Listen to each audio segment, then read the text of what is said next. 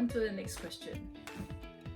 CYN8NYC, the name very long, that's the account name. CYN8NYC, right? Ask me, when did you know you wanted to be your own boss? Wow, I think since the beginning of time, right? Since after I graduated lah. So what happens is, whatever I'm doing now doesn't really have anything to do with what I've learned. So I graduated from National University of Singapore with a degree in science, Bachelor of Science, majoring in economics. But whatever I'm doing now is like totally no la lang one. So whatever I studied it's just to shape my character, shape my thoughts, shape my ability to do analytical thinking, all the bullshit lah, you know. But it has nothing to do with my profession now. So from quite a long time ago, I knew that I am not going to enjoy 9 to 5 jobs. So from then on, I took it that I want to do something different about my life lah, to be in the creative line. So hop down the road to where I am now. I never really thought so far into the future as to like whether I want to be my own boss or whether I want to work for somebody, etc, etc. I never think so far. Everything was on the premise that I just want to be involved in the creative line, and surround myself with creative work. Can be advertising, can be interior, doesn't matter. So being the own boss thingy isn't so much intentional as it was accidental. So a lot of events led to where I am today lah. But should I have a chance to start all over again and choose right, I think I will still want to be my own boss, because although it's freaking stressful, it takes a lot of courage to be your own boss and run your own business, because you will have to worry about like 10 million things. How to survive, whether you have business or not, what if you suddenly don't have projects. All this I worry as well. It's not a bed of roses. So but at the end of the day, right, I think it still pays off to be your own boss, because the satisfaction you derive from building your own brand from scratch is so immense. I don't think anything can replace that, especially with a portfolio, right, to speak of. It is largely more gratifying to be your own boss and decide the design direction that you want to go along.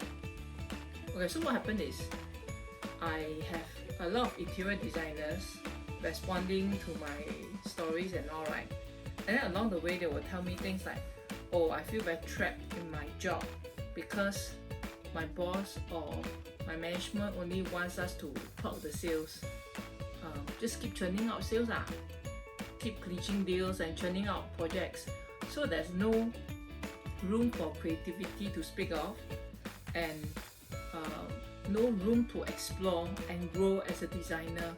So I feel sad to hear all these things now. It's like, it's not that these designers don't want to try, but they are not allowed to try because the company drives them like some field plowing cow or ox.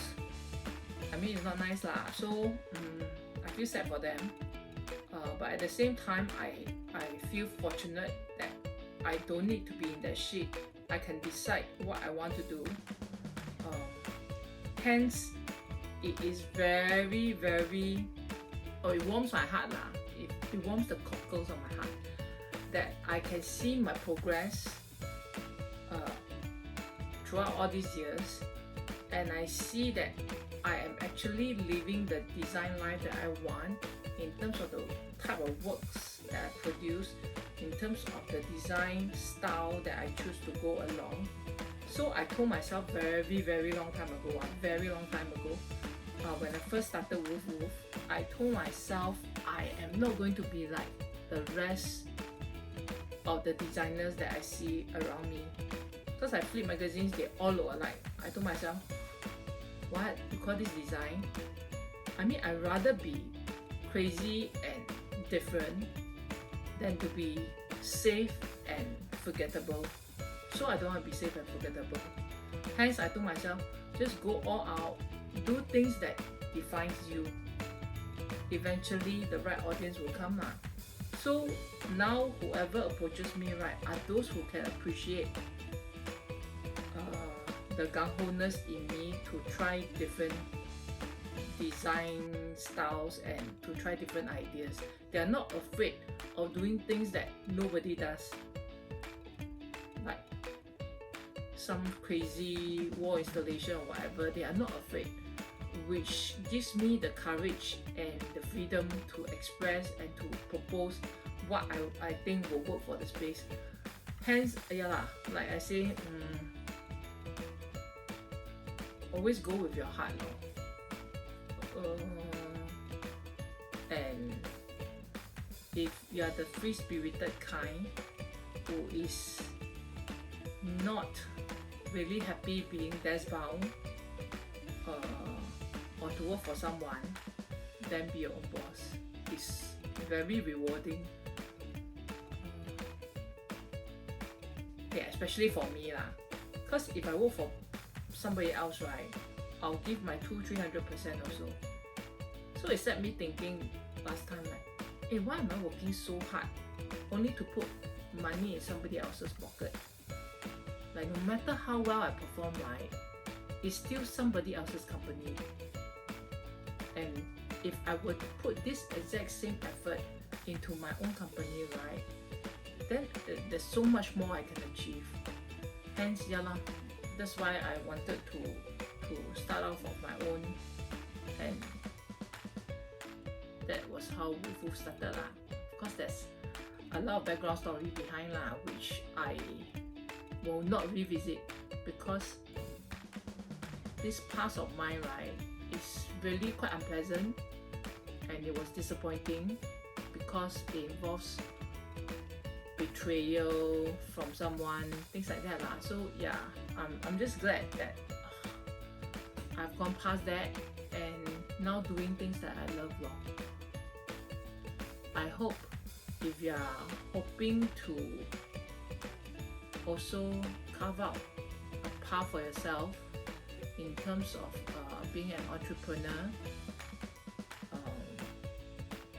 my advice to you is don't be afraid, just do it. Things will work out, but you first must be brave enough to step out of that comfort zone. If you're not brave enough, right, then you're not brave enough for anything. Then you're as good as going to be like that long for the rest of your life. So don't be lah. I mean, it's 命运掌握在你的手里。I feel so bad, but that's quite true leh. 命运掌握在你的手里。If you can envision that future, you can achieve it. It's when you don't dare to, then it will never happen. Yep. So I hope I answered your question. CYN8NYC. Hey, your name very long eh. So yeah, if you are thinking of doing likewise, all the best. Ciao.